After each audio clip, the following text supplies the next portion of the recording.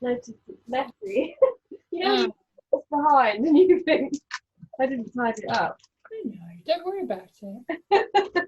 It's about the content, right? It's about Yeah, this is my office, so I need to make it look. People have different backdrops, don't they? Like, I know. Yes, yeah. Awesome.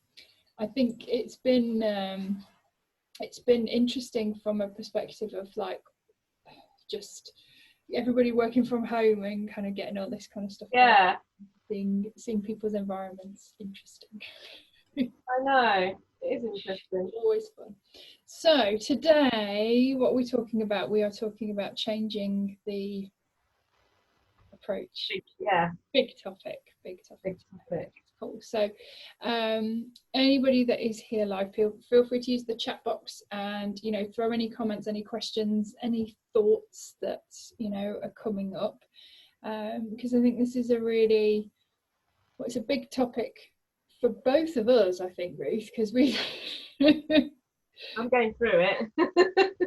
yeah, we've been wanting to do something, and I suppose use our experience for something beneficial, right? That's kind of for me what's sort of come out of it. So I think when we pick the topic like changing the medical approach to eczema, is I suppose it's just opening that discussion out to people, because I know in your community and in my community there's a lot of people looking for answers, and they wouldn't be looking if they got them already. So there's some chunk missing. So it's like, how do we help people? How do we fill that?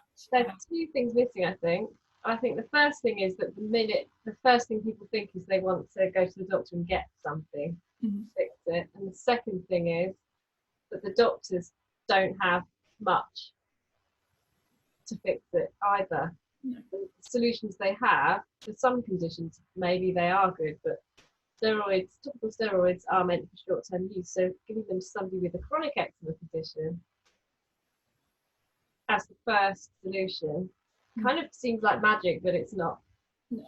It's not looking at any reasons why someone's got eczema at all. So I think we as consumers need to question more, and the medical profession needs to find a different way, but that is going to be a big job. It is, but I kind of, that's what I've set down as my mission for my work. Because I solidly believe that first off, the recommendations that are being made now to my clients who've got babies that are 3 months old, 6 months old, are exactly the same recommendations as were given to my mother. And I am 38 this year, so that things have not progressed in any way, shape or form.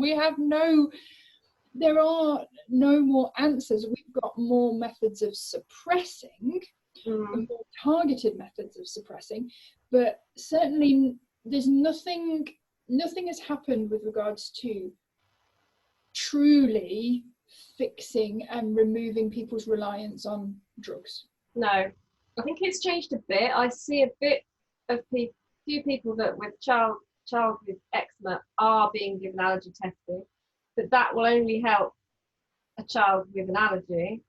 And I know it's really hard for them to get, and it often takes them 2 or 3 years, and how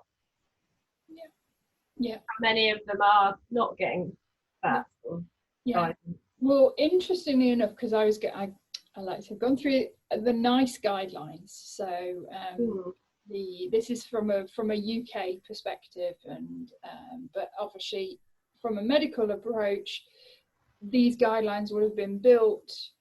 They've come down probably from World Health Organization, and then they come down into like the specific countries. So this is going to be really, really similar. But I was reading, I'm just going to try and find it, but where they talk about allergy testing, and that should only be offered for moderate to severe eczema cases after a certain age. So it's understandable why people feel they have to fight for those things, because it's not actually it's, you know, there's specific advice against doing that because of the mixed results, which is interesting, I think. Yeah, and I know that doctors worry that parents will go and cut foods out for their child without the need to, and that's not good either. So you're in a really difficult position, and yeah, I really don't know, but we should just be looking at more natural ways. Like we talk about this all the time, don't we? Why is it happening? It is so hard to work it out because it's so many different things. It might not be food. We're going to talk about food in a different edition of our little chats, but it could be anything. It could be stress, it could be the clothes they're wearing, it could be the toys they're playing with, or the mud or the dust, or the damp in the house, air, maybe we're not opening the windows. What are we cooking our food in? As you start to unpeel this, and as you start to go through like into more natural, you know, natural kind of realms of looking at all of this stuff, you realize that it could be absolutely anything. But I suppose what I encourage people to look at is it's never one thing. No. So I would always encourage people to, you know, if you're like, well, man, maybe I should try and shift some of the dietary suggestions, you know, try it. You know, if you're going to a more wholesome diet, how can that be creating more of a problem? You know, that's really hard to do as well, because I've done a food elimination diet, and that is not for the faint-hearted. If you do it properly with a specialist to help you, it's really hard, because you go back to a very basic diet, which can be difficult with children. You need them to eat something, and if they're fussy eaters or getting phobias about food, that's quite a hard thing to do with a child. Much easier with an adult, and I found it hard. Very minimal amount of food that I was eating, then being stable, and then reintroducing things and keeping a diary. It's a real undertaking, definitely. It's a full-time job in itself, I think. Yeah, it's not easy to do. No, there's no time for work. You can't do any of that. You have to do it really scientifically, otherwise, like, you think how many things you eat in a day, to be able to work out which of those things is causing a problem, you've got to be really scientific and only reintroduce one thing, and that's so hard to do. Yeah, it is. And it is actually still classed as the gold standard for checking out and testing these allergies. So even though we've got the blood tests, the skin prick tests, all of that, still from a recommendation perspective, the gold standard is an elimination test. Yeah. It's just that obviously you're not going to, as you say, you know, it's like 2 weeks you've got to eliminate, then you've got to, you know, reintroduce one thing back in, and then it takes months to try to figure not easy. No, not easy at all. I've got on my blog, actually, I've just created a free thing for people, so anyone who wants to do it, I would suggest getting medical help. I don't know if that's something you offer guidance with, Rebecca, but I've just created a template people can just have for free, and it's just a diary they can fill in, and there's a page for each day of the week, and there's a main grid as well where they can record it, 'cause it's not easy to do. Like, you get sent away to do it and you don't get given a nice thing to fill in, so it becomes really messy task to do. So no one wants that. Try and figure it out for yourself. Yeah. It's all right if you've got like a like a logical sort of system approach, the way your brain works. That's kind of how my brain naturally works. But if you're not naturally like that, then it'd be like, oh my God, how do I do this? How do you do it? Yeah, and I realised that I'd gone away and created my own form, which is probably exactly what you would do. Yes. Yeah. What most people do is probably not that, and they're not ever going to then properly be recording it and collecting all the data that they need to collect, and then it's like and ask the poor dietitian or nutritionist that has to analyse that data. Yeah. You have to keep every packet. I had a box full of different packets with the ingredients in that we could look through, so it's just not easy. No, I know. It is. I mean, it is insane, really, just the amount.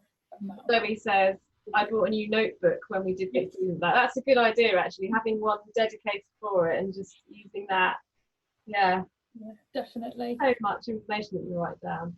Yeah, I have that as well. I think it's a really good point there. It's just like having, whenever I'm starting like a new topic or learning something new, it goes into a new notebook. Yeah. Notes on that going that feels, you know, then there's books everywhere, so we then have another problem. But feels important then. Yes, it at least helps. One thing I did as well, I was lucky enough to get UVB therapy, and I'm in two minds about whether that works. I'm trying to write a blog about it, but because I only got halfway through the treatment, I'm not really sure. So I know a little bit about it, but the nurses don't really give you much information. They just get you in and then get you into the box and send you off. And I was always like, so what's happening? What dose am I at now? Tell me more. And they were just kind of like, we haven't got time. Like, if you're doing this to me, I want to know what's going on. And they were really steroid pushing. And it confused me because I thought, first of all, I've told them I'm doing topical steroid withdrawal, but why are they pushing you to use more steroids as well as doing that therapy? Because then how do they know if it's that therapy that's working or the fact that they're making people use more steroids? The one nurse in particular was like, you need to put more steroids in your face. I was like, first of all, I'm not going to. Second of all, you shouldn't be telling people to put steroids on their face. Yeah, no, that's again another thing that's in the guideline. The real fight that I had. Yeah. And I had to create a little file that I gave to them to put on my file, and I wanted them to read it, and it was all about topical steroid withdrawal because one nurse understood it and was behind me, and she was the one I wanted to be there every time I went. The other nurses had no idea, didn't get it, thought I should be using steroids, pushed them on me every time I went in there, and it was just really frustrating. Yeah. But every patient will be getting that from the nurses. Yeah, I mean, it's such a common thing to be happening, and it's very easy when you're in a position where you just want things to be fixed. You're in a weakened position, aren't you, really? And you are somebody that's just like, you know, look, seriously, I know that this is where the problem is stemming from, and I'm standing my ground. But most people, it's just like you hear the same thing over and over again, and it makes it true and what you need to do, right? And in America it's even more scary, I think, because people follow me and I get questions on my Instagram and Facebook all the time from people asking for advice, particularly with their doctors, because the doctors there are really, really, really pushy. And you get to the point where one lady, her son is maybe a teenager, and she's getting really, really told off. She feels like a bad mum because every time they're like, your kid is struggling to learn, he's so itchy, he won't do well at school, you really need to be getting him using the steroids. And she's trying to resist that because she's watching my journey and other people's journey. And she feels like, she said that she was almost threatened one time, and this is with her son in the room, that they will take the child away if you don't follow. And I was really shocked by that. That it was almost like put across as child cruelty that you're not going to give the child the steroids. And she just like, but I want you to, I think he might have topical steroid addiction. That's why I'm trying to not have him use them. Yeah. The doctor was just scaring the life out of her. Yeah, I think it's so I have had clients who've had that actual threats, and child services have been called in America or in the UK? In America. It doesn't happen here, does it? Please tell me it doesn't happen here. It's not. I haven't heard of it happening, but you know, you don't know. I haven't heard of any clients that it's happened to, but I know that it has happened in America. But that's scary. It is scary, but I just also want to just bring it back to it's not all you know. It's like we can't tarnish everybody with the same brush. So I've met some amazing medical doctors in America, and you know, they're trying to integrate natural and medical, this is the way we need to go. You know, we've got acute and we've got chronic. These things need to be integrated, because as a natural health practitioner, I can help people with chronic health issues. Acute, a bit, but I can't just immediately make things better. You know, if somebody has a severe infection, they need help. You know, they need help. This is what antibiotics are there for. Right? I know that limitation. So it's like, right, you know, I can help you prevent these things, but do you know what? If infection takes over, I need acute care. I need the medical guys to come in with their side of things and fix this stuff, right? Then you need to be working with them rather than them seeing you as somebody that... Yeah, we're all trying to get this, well, supposedly we're all on the same team and we're trying to fix people. However, I think that there are some that's maybe not what the goal is. It's the pharmaceutical industry, isn't it? And that's the way it goes in our NHS, in the medical world, is that you have a drug, and for years it's been topical steroids. Asthma, it's the asthma drugs for all different conditions. It is a business. It's a business, isn't it? At the end of the day, and a cured customer is no longer a customer, right? So that I always come back to that. Now for me, I suppose, having lived through this and having dealt with the eczema, you know, we've all got our own thresholds of, you know, where we want to get to, where we aspire to get to with our health. And for me, I'm constantly pushing. I want to really undo all the damage I've done. I want to strengthen all of the weaknesses, you know, in my body, so that I'm like, you know, superhuman. That's where I want to get to. I think you're already there. Yeah. I'm really trying. But to me, that's my journey. I don't want to push that on somebody else. If somebody else is like, do you know what, I'd just be happy not itching or not having dry skin, you know, but okay, I can cope with a few other things. Okay, you know, let's help you get to where you want to get to. But I do, oh man, I feel that there's like this, there's just a difference, I suppose, with some medical professionals. And, you know, as I said, for me, it's like, if I can get somebody where they want to get to, but with their health, that's a win. You know, if they don't need me anymore, I don't want, you know, great, you know, off you trot, you know, giving you the information, you go off and you continue with your life, you know, hopefully without the need of relying. Where do we start then, Rebecca? Because when they get to you, I'm guessing that people that normally you see are pretty desperate by the time they've been going on the internet and looking for more help. Yeah, this is the problem. So, I mean, this is one of the areas that I'm trying to make inroads into. So I'm doing my best to network and join conferences with like medical doctors and dermatologists. So I'm actually trying to integrate in those kind of communities. There's not a lot in the UK. And there is integrative conferences in the US. So I went over to one last year, which was wonderful, actually, to be in the presence of people who, you know, you're just like, oh, hello, you're a dermatologist and you're open to, you know, learning about natural. And it was just some really good conversations. What about other countries? How they approach it? Again, not really sure. So there were some people from different countries over at the conference, but I don't know of like there's not a large push for this kind of thing, I suppose, because there is now. It might be starting small from us.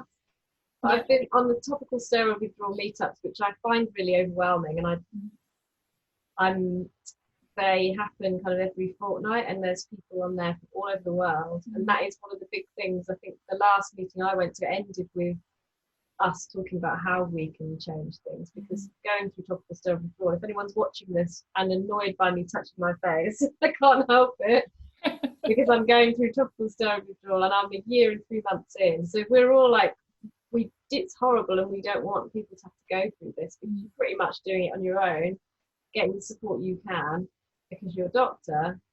Mine was great, but he could really only help me and then intervene if needed with antibiotics. I was really lucky I didn't need that. I did have eczema herpeticum and all sorts of problems, which I managed to deal with myself, but ultimately you're leaving people on their own, because even if your doctor's supportive, they don't really know, they've got the time, because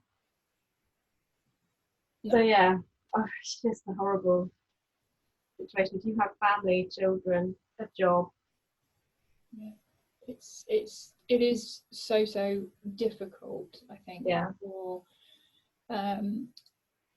For families when they're starting out, I suppose, to try and navigate this. And when I was sort of looking up on the NICE guidelines, because I like to see when they update them and what's going on. And, so they have specific guidelines for children between, birth and 12 years old.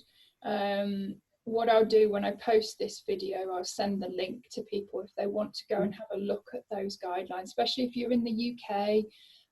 Have a look at them, because it's very interesting, and you can find out what you're entitled to, what you're entitled to ask for, and you can understand the scope of what they can help you with as well, because I think there's different things you can take from it, but in the first thing that's said on the NICE guidelines is the responsibility. This is a message to the practitioners that are reading this page.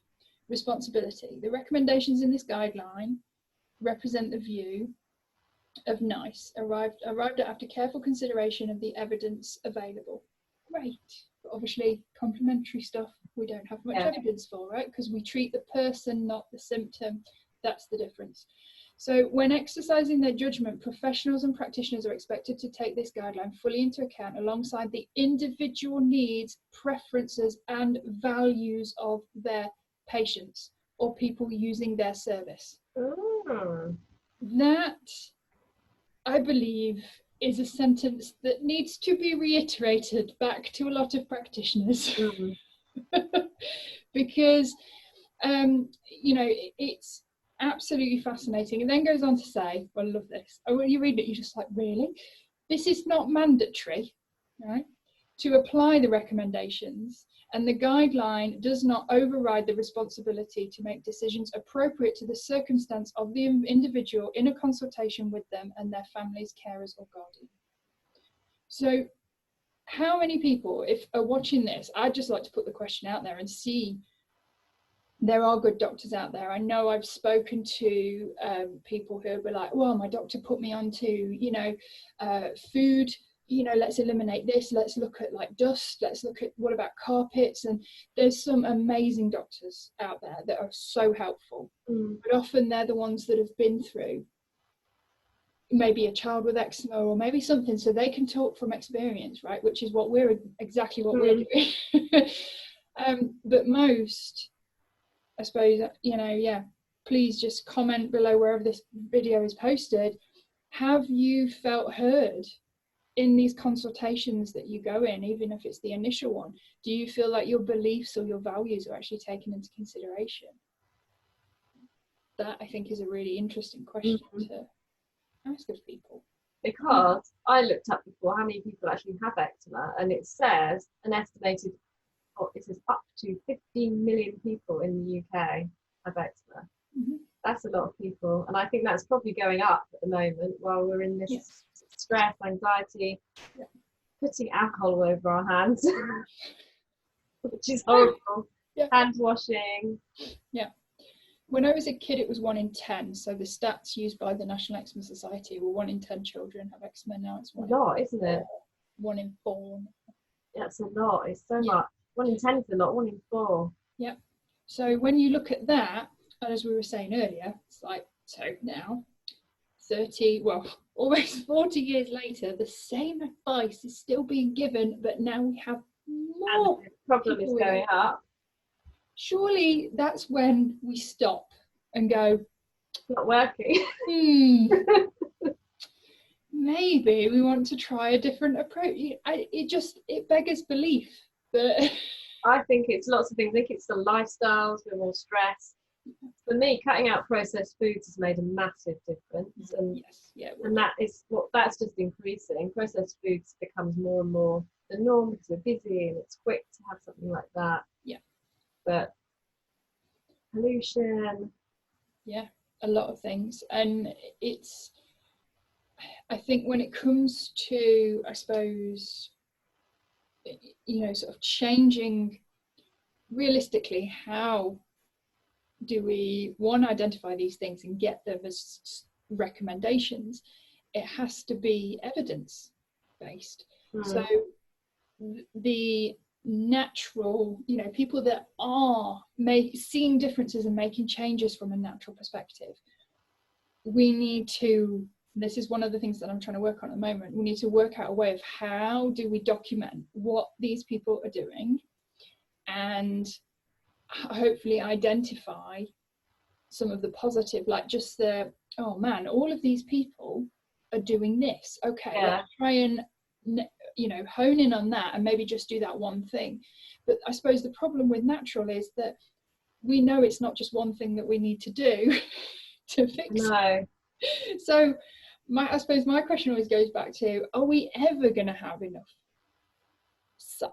what they class as scientific evidence to show that what we do actually works? Because it's not just about taking the carpets out of your house to reduce dust mites, or it's just I had a friend come to me, and I don't know if you saw this on my Facebook, but I'm so pleased. She came and said, well, she showed me a picture of her feet, and her eczema was awful. I would say it looked as bad, if not worse, than the worst eczema I've ever had on her feet.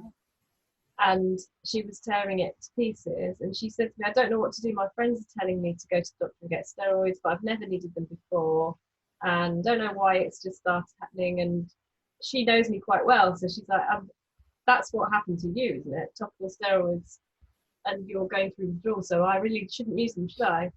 And just from some simple stuff, and I read back my messages and I thought, I'm not a doctor, I'm nervous to tell you what to do, but can tell you what I think might help or what helped me. And so we talked about the things that I did for my skin, and this was on about the 10th of April, and her feet are so much better. And all I did was tell her to use Epsom salts to bathe her feet, and I actually told her to use Epiderm, which is not my first line of skincare defense, but she doesn't have much money, and I thought there's probably something she could get from the chemist.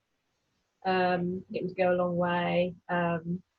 It's amazing how quick that's got better. And she would have gone to the doctor and got steroids, and probably who knows what would have happened. It might have got rid of it, and it might have been never come back, but we just don't know, do we? No. More often than not, when something appears in adulthood, the way that I look at it is it's a symptom your body's struggling. So if we suppress it, the body's having to deal with whatever started that skin issue, which is it's detox. It's your body struggling to eliminate, because your skin is your largest detoxification organ. And so if you suppress that, then something else, cause and effect, something else is going to pop up somewhere. We just don't know what that might be. So doing the detox baths and the Epsom salt baths is always great advice to people, because that's just going to help draw things out via the skin, which is fantastic. And the salt really helps to heal. So well done.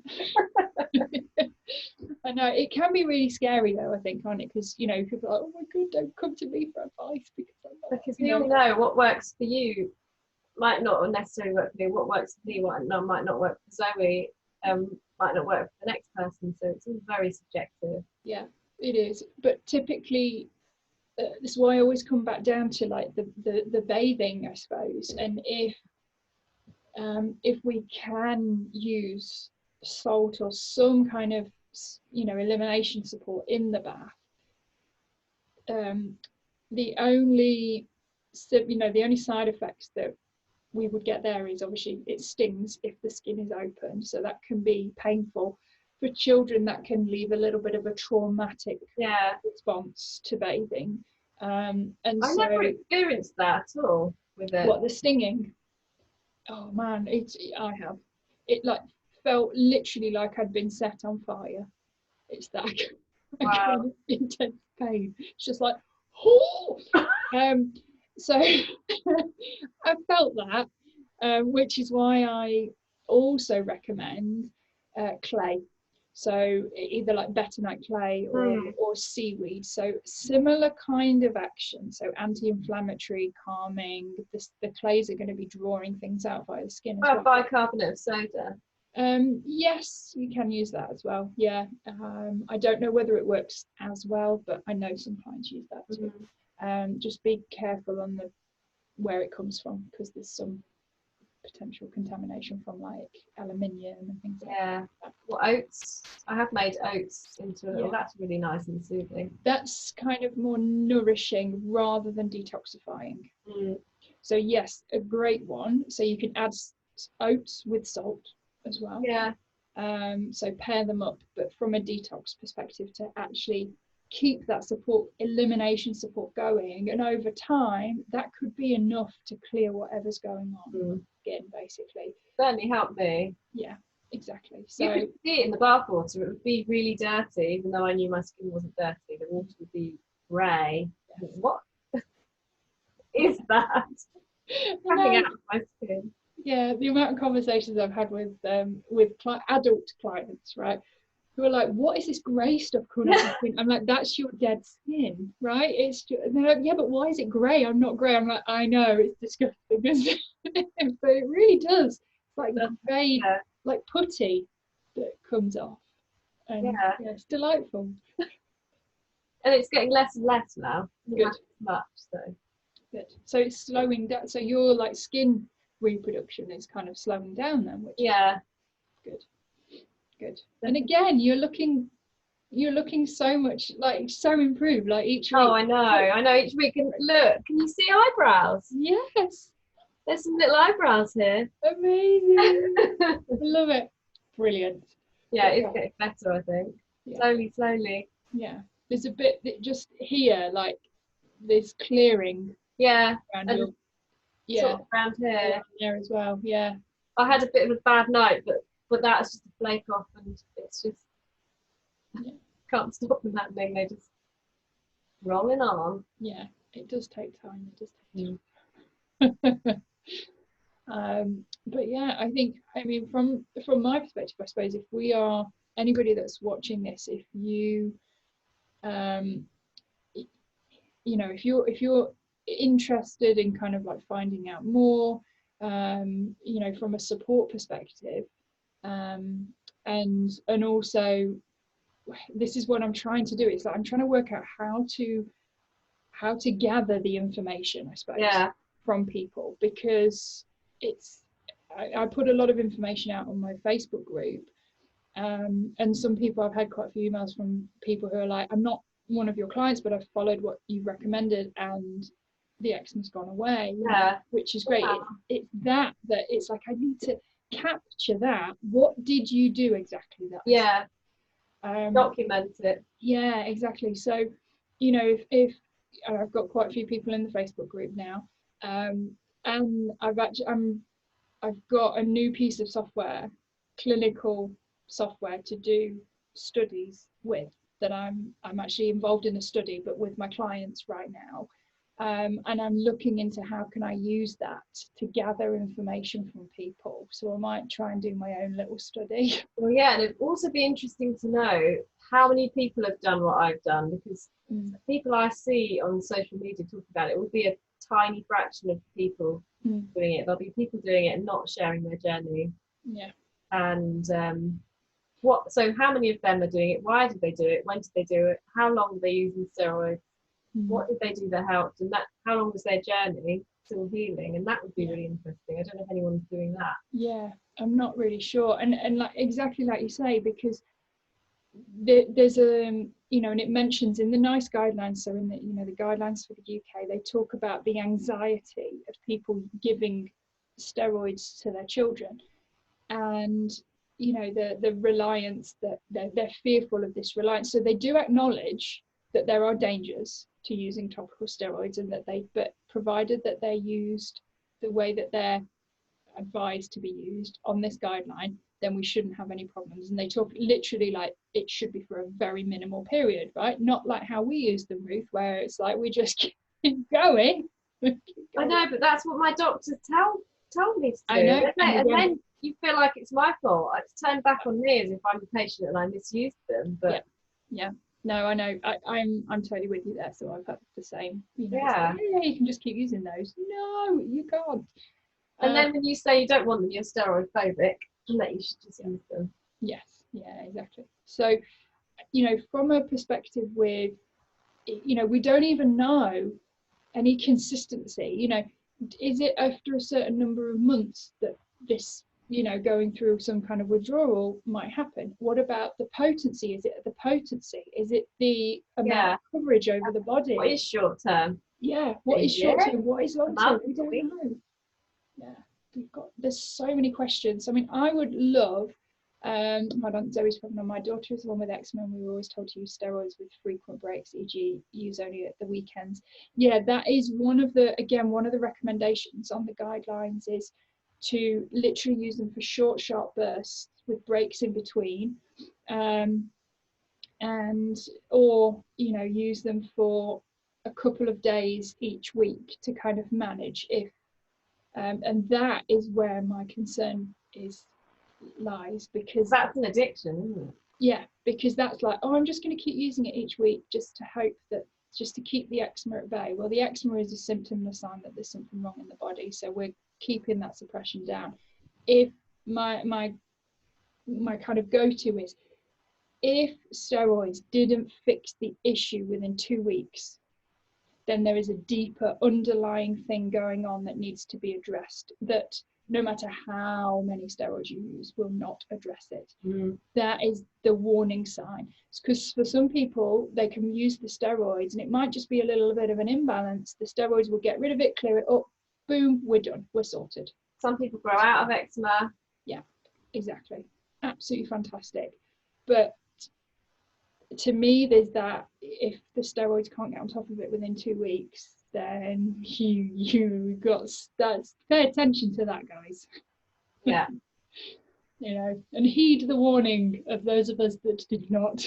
And the other element that needs looking at is that, for me, I think stress was a factor. And people would say, oh, it's stress, but just saying that doesn't help. You can't just, you're a person struggling with anxiety and with mental health problems, just being told that that's the reason is not helpful. No. And there's a whole missing gap of the psychological support. And I found cognitive behavioural therapy was helping me a bit, but the whole psychology of how you treat your skin, how you view yourself, do you love yourself, do you love your skin? Yeah. And turning that all around in your head, because I always felt disgusted by my skin, and I used to put the cream on. I would put it on like that, just rub it on, rub the cream on, because I just hated it. Yeah. And that's been a big change for me, and that's something that I've explored, not through even my doctor helping me do that. No, me too, and that was a massive shift for me when I realised how angry and like horrible, repulsed, I suppose, by your own body and the condition of the skin, and actually realising that it's like that chicken and egg situation. Yeah, it's not going to get better until you acknowledge that, and then, you know, you acknowledge it, and then this whole host of other stuff kind of pours out, and then like almost a load of grief that I felt like I went through as well at one point, for the life I could have had if I hadn't had all this, and none of this happened to me, and how unfair it is. And none of that is actually acknowledged. You know, so for most part, again, what the kind of doctors, I suppose, are sort of guided on is, you know, yes, obviously talk to your patients and work with them on a solution, but that, you know, for most, eczema is not a big deal from from a, I suppose, an emotional standpoint, or from you know, that kind of. But we know it's a massive deal. Yeah, impacting your life standpoint, right? But everybody life is just appalling. Yeah, it is. I don't have a single client really that is kind of like, yeah, this has impacted us massively. You know, we've had to either make big shifts, or they're really stressed, really stressed. And a friend of mine that was talking about her son having eczema. She always had eczema herself, and then when her son got eczema, she did everything to stop him. Sat up with him at night, held his hand, stroked his skin, tried all the different natural remedies she could. She didn't put steroids on his skin, and she did find ways of helping his skin. Eventually he got better, and it was during that journey of sitting up at night with him in tears, holding his hands. And when he got to bed, she went into the other room and was just like tearing at her own skin. She thought, would I pick my child up and do that to him? Would I tear at his skin? Because that's what he wants to do. Would I help him? And would I scratch the bits he couldn't reach and just till they bled? Because that's, no, you do the complete opposite, because you love this child and you want them to have a better life. Yeah. You are being that kind to yourself. No. And I think that's a really key point for any adults. Adults watching this, and every adult that I've spoken to that's either gone through topical steroid withdrawal or has grown up with eczema, you cannot get on top of it without getting in contact with whatever is going on in here and whatever you're telling yourself in here. And I'm sorry if that's awkward or like something you kind of like, oh yeah, really? No, this is just a physical problem. But it's not. It isn't. And for the medical profession to change in the way we treat eczema, that has to be part of the solution, I think. Yeah. For parents, to help them cope, and also for people. Yeah. Well, you know, obviously from an emotional standpoint, the support, I suppose, and the emotional support is the sort of foundation really of the work that I do, because you cannot, if you're in a stress state, you know, a parent can't make the right decisions. In fight or flight, then they can't make the right decision. No. But that whole stop scratching. I used to get smacked when I scratched, and yeah, it was all just something I was punished for. Yeah, exactly. I didn't know why I had it anyway, and it was horrible. Yeah. It's like, oh my goodness, you know, I'm bad, I'm wrong, I'm, you know, it's like you feel the need to scratch as it's natural. You know, it's not like you think about it and go, oh, I shouldn't be doing that. You've got no understanding of what is normal at that point, and then you're just shouted at for, you know, I was very lucky, I've got very understanding parents, but obviously other people, you make them uncomfortable, so they shout at you to stop scratching. You know, you can't focus in school or whatever, and you know, scratcher. That's what I do. No, go to the bathroom. No one's watching. Yeah, Rebecca, you've been in the bathroom for 15 minutes. Yeah, I just took my trousers down and went down. I'm bleeding now, but you know, feels good. That's so good.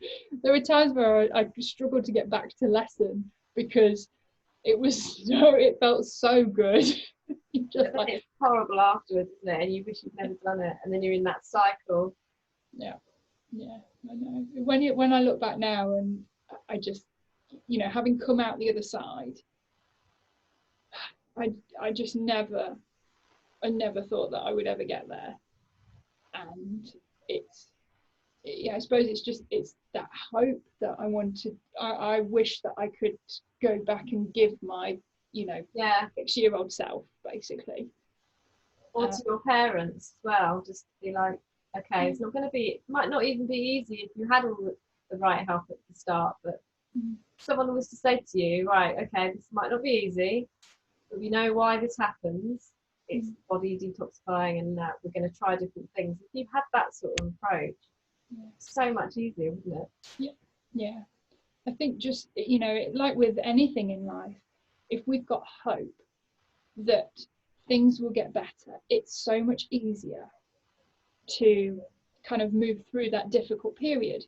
And the problem, again, I'll come back to the guidelines, because the guidelines again talk about how, you know, we've got to sort of make people aware that, you know, a lot of people do grow out of this, but for some this is a lifetime of, you know, of dealing with this. That's what I was told when I was younger. And so faced with that as a small child, you know, this is your life. now.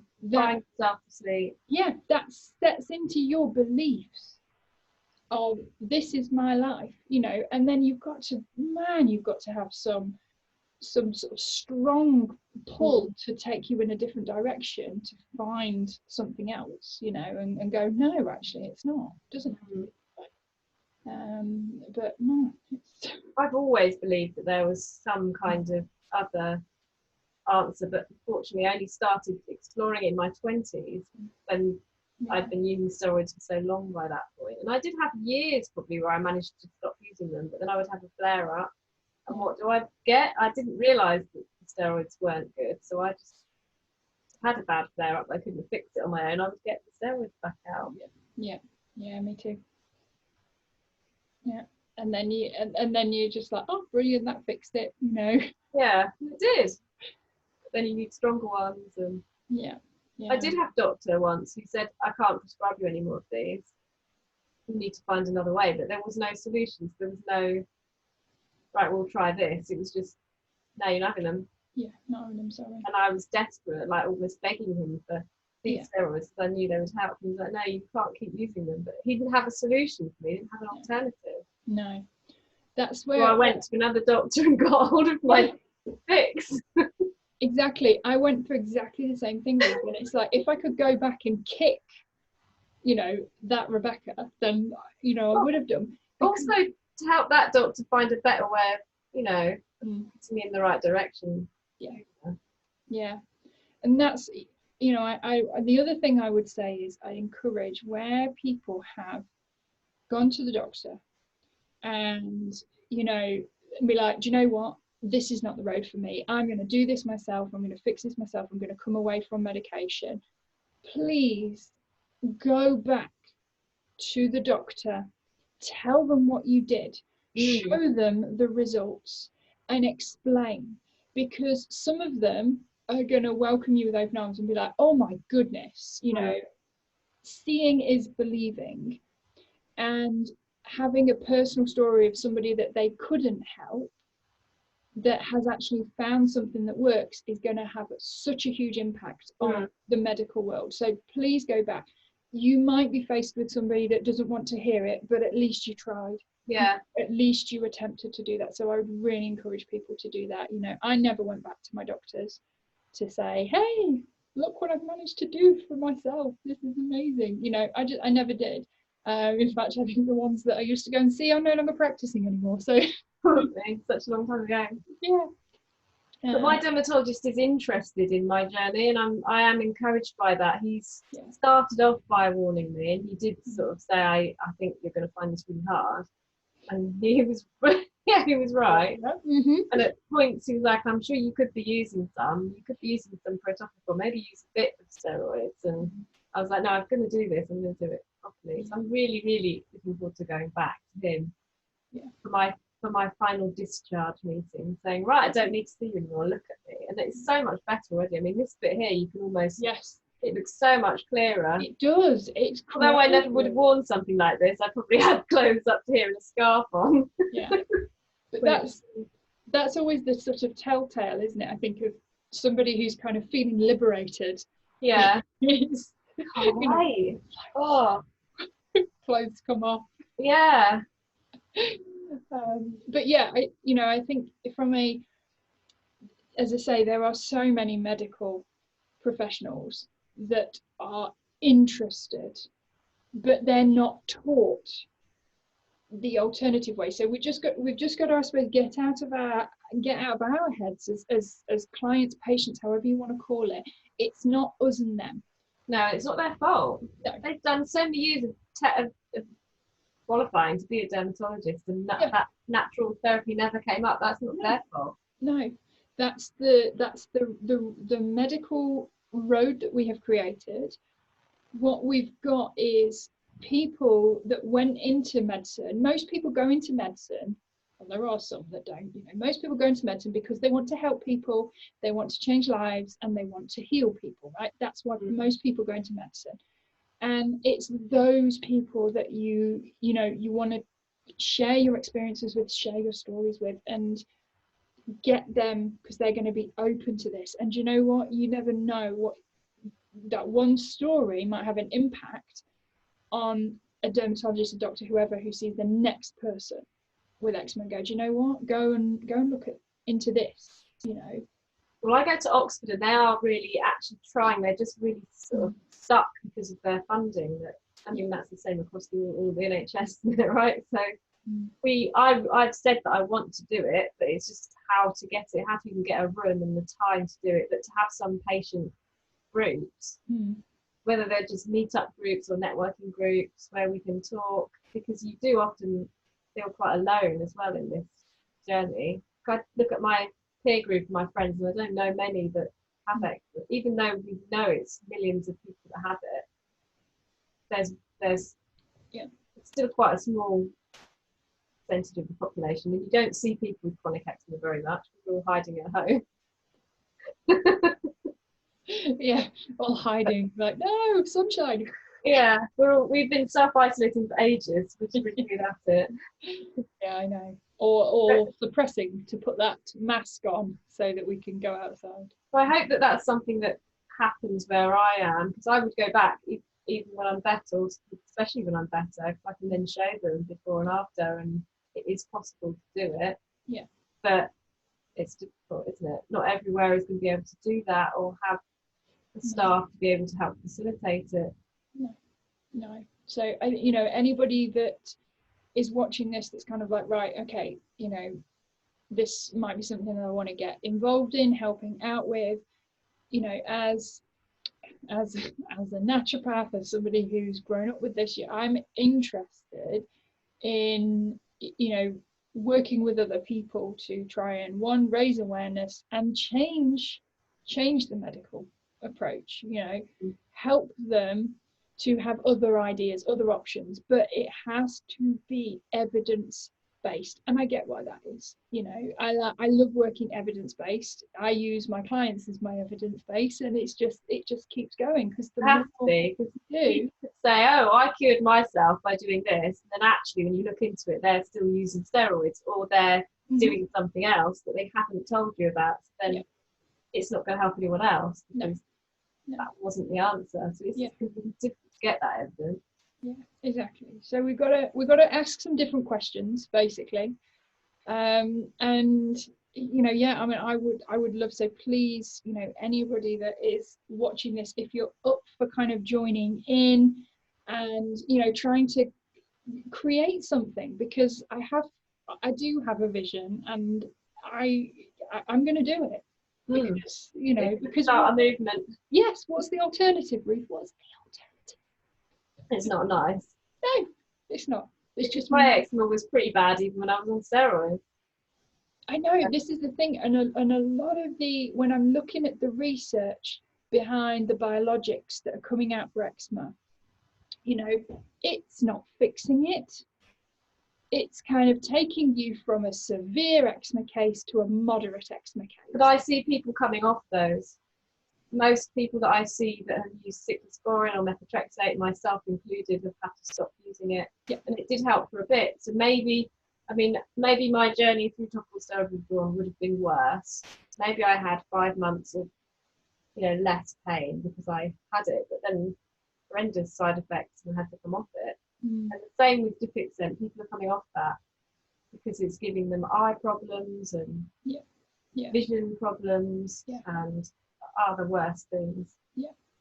And it's scary, you know, because we are, when I listen to the road that these things are going down, and you just sort of like, oh my goodness, you know, they were like, oh, over 16s, then it was like over 12s. I feel like it's guinea pigs.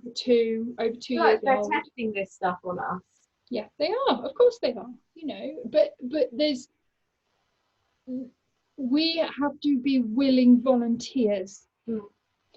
You know, just like anything. So some people, you know, if you look back, it's like, man, we wouldn't have had things like antibiotics and all, you know, some of these breakthroughs if people hadn't been willing to do this. So we have to take everything as the bigger picture. So we are guinea pigs. We're all in this big scientific experiment together, basically.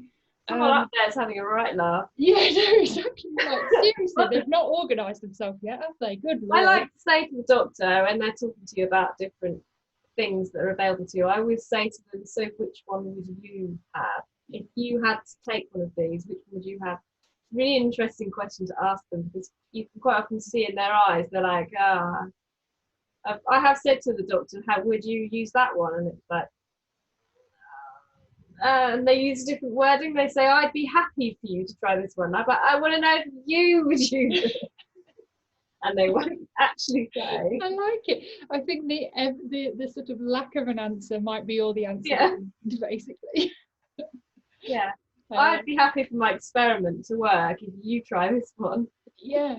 But, we are, everything that I do as well, this isn't just like medical. This is also, natural practitioners as well. We recommend things. We've just got more anecdotal evidence on what we're using. Are there still contraindications, symptom pattern changes, things like that, what we technically class? You don't have the same side effects, basically, but you still get maybe change in symptoms of other things popping up. So there's always cause and effect. But yeah, I mean, we've got to look at like bigger picture. How do we pull all this together? So yeah, I'm just like, and not just England, Rebecca. No, not just the world. No. Oh yeah, the world. No, we don't. No, we don't need to stop at England. No, we have to the whole world. The world. Yeah. And then the animals. The animals are already doing it for themselves. Are they? The only animals that are struggling are the ones that are pets. Really, Dogs. Yeah. I know a lot of friends have dogs with eczema. Oh yeah. They're giving steroids as well, so we need to sort dogs out. I know, exactly. So yeah, but most animals, if you leave them to their own devices, they know which herbs to go for to make them sick. They know, they just stop eating when they're not very well. They'll put themselves on a fast, which is exactly what we should do. Don't they, actually? They do, because they're following their instincts. But as humans, no. They also know the importance of going out for a walk and a run. Yes, they do. Yeah.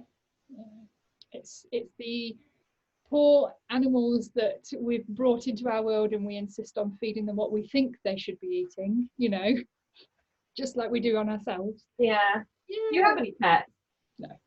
No. Would you have pets? I grew up with dogs, so we had dogs when I was a kid. Ironically, like, my skin scratch test showed that I was allergic to dogs, but we still had them at home. Because they're the family pet. You can't get rid of the family pet. Which is what I say to my clients, right? Let's try other things before you look at rehoming the family pet, right? Because they are part of the family. I know, but you can get different pets. Some pet. I don't think you can get an entirely allergenic pet, but you can get pets that are less allergenic, I think. Yeah, but let's look at it in the fact that if we build up our body, we're okay, right? But yes, I'm very much, I'm never really been an animal person, to be perfectly honest, which is, I'd love to get a dog one day, but big responsibility, I think. It is, yeah. It's like, you have to go out for a walk, Yeah. For the moment, I have to spend 4 hours of my day itching. I can't look after a dog. Oh, I've made it work. I couldn't have done that. The pet hair probably won't help either. No, it won't. No, not right now. Maybe in the future you'll be okay. Just borrow one every now and then. Take them for a walk like you do. Yeah. Always a good idea. But yeah, there's so many things on there, really, but crazy. But where do we start? So yeah, we're starting here, aren't we, by putting the question out there to the universe? Yeah, I think that's a good question to kind of end with. And any thoughts that you guys that are watching have, anything like, yes, I want to get involved, or yes, I'd be happy to share my experiences on my journey, or if you are actively making changes right now, reach out, because I'm trying to work out how I can start to put these things together and try and monitor what you guys are doing and what impact it has as well. So that would be amazing if people are willing. And again, with, you know, just childhood eczema, but also topical steroid withdrawal, those are two separate things, right? So we could have different ways of monitoring those areas. Childhood eczema is more exciting for me if we can stop it at that point. Help the child to be healed, then you don't have this problem with the topical steroid withdrawal. Exactly. The people who are topical steroid withdrawal just need help and support and hugs, which we can't have at the moment. Yeah, exactly. This is, you know, what's going on right now. If you are struggling to get medication, that was one of the things that kicked me down the road that I went down with looking for alternatives, because I was too dependent on somebody manufacturing something. And I was like, oh my goodness, if there's some kind of catastrophe, you can't get it. I can't even function in my own body. What's going on there? So big motivating factor for me. So, and I'd ideally want to be moisturising free, but you'll get there. You will. I'm using them less. I just find that I itch so much if I don't moisturise. Sometimes, like, you get to know your skin, don't you? This bit here is splitting open, weeping, and I don't want to moisturise that. Leaving that alone completely. I'm trying to wrap it so that I put it here so that I don't scratch it and it doesn't need moisturising really. But the bits that are just dry and itchy, I kind of wipe it, cloth, and then I've got doorbell ringing. Can you hear that? I can, yeah. I should probably leave you to go. I think it's my box of vegan wine. So I'd better go. Amazing. Well, thank you so much. Thank you. And anybody that's watching, pop your comments below the video, and we will get onto this. And Zoe, hope for your daughter for sure. We're on. Yes, there is hope. We'll get there. Thanks, guys. Bye bye. See you soon. I'm off to get my wine.